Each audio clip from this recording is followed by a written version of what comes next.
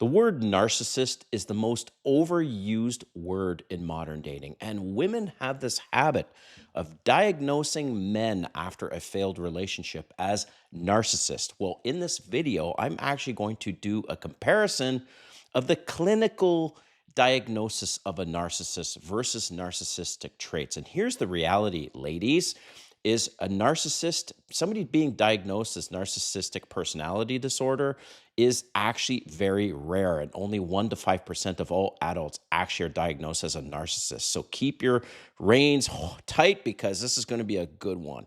All right, if you're new to my channel, welcome. My name is Kane. I'm the Silver Bachelor. This channel is 100% dedicated to dating advice for older guys and the women that want to understand them. If you haven't subscribed, hit that subscribe button and the notification button because I'm dropping videos every week. Woo! Okay, let's get into this. So, true narcissistic personality disorder is rare. It's so rare that only 1%, 1 to 5% of adults are diagnosed, clinically diagnosed as narcissistic, okay, as a narcissist. And the reality is this: in modern dating, women are very quick to jump to conclusions and label their ex-boyfriend or ex-husband as a narcissist. Like they paint this big wide brush that, oh, he's a narcissist. Oh, he's a narcissist, narcissist, narcissist.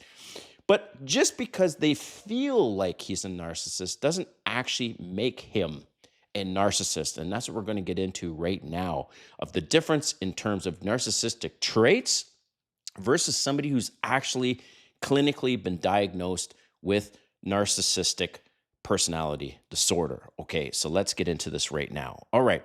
Narcissistic traits. These are the common so-called narcissistic traits that people think somebody is actually a narcissist when they're not. Okay. They have very high confidence. They have a very high ego. They're very self-focused. This can be very situational because this person is not necessarily narcissistic outside of dating or outside of success or outside of stress. Maybe they're only narcissistic in those specific areas, okay? A person who has narcissistic traits can feel guilt, and they can apologize, and they can change. And what happens to almost everyone at times is we are narcissistic, all of us in some way, shape, or form, depending on the situation. Now, narcissistic personality disorder, like I mentioned, is very rare. Only 1 to 5% of adults are actually clinically diagnosed as narcissistic, okay, or as a narcissist. So this is the actual clinical definition for a narcissist. They have a lifelong pattern across all relationships. They have a chronic lack of empathy and accountability, okay? They exploit others consistently, and they are resistant to change. Those things that I mentioned are the clinical definition of what a narcissist is, not based on situation or in an area like dating, success, or stress. So many women label men as narcissists when they have a failed relationship. But at the end of the day, most of the time, and I'm going to go so far as to say 95% of the time, it's because the men were just unwilling, uninterested, or not compatible. All right. Because as I mentioned, somebody who's actually clinically diagnosed as a narcissist is only 1 to 5% of adults. All right. So how a misdiagnosis happens, especially dating. Well, this is not a clinical diagnosis, as I mentioned. It's just women coming up with this word and they don't really know much about it. It's all emotional labeling is what I'm going to call it.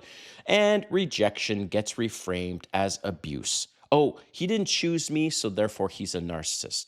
Or boundaries get labeled as control. So if a man has boundaries and says, look, I don't appreciate you having your phone out during my date or our date, and you're on their phone all the time, that's considered control. Or, hey, you asked to watch a movie tonight and you're on your phone the whole time, and it'd be nice if you put your phone away. That's considered controlling. Doesn't mean he's a narcissist.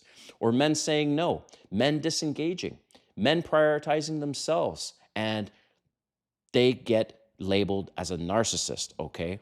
Or the man hurts her feelings, and so now all of a sudden he's a narcissist because he hurt her feelings. Or therapy language is used without clinical criteria.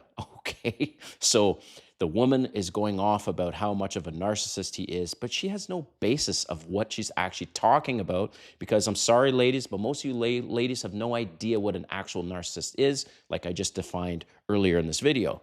Or his traits get mistaken for a disorder. Okay. The confidence, detachment, or emotional withdrawal from a man to a lot of women is considered narcissistic behavior, okay? And most men that are labeled narcissists are not disordered. They're just, as I mentioned, unwilling, uninterested, and incompatible with the women. So, ladies, please stop painting this big wide brush that all men are narcissists or that your exes were narcissists when you're just coming up with that. And the chances of that person actually being a true clinical narcissist is pretty much unlikely because, like I said, only 1 to 5% of adults are actually clinically diagnosed as a narcissist. So stop using that word on social media and your rants with your friends and your girlfriends.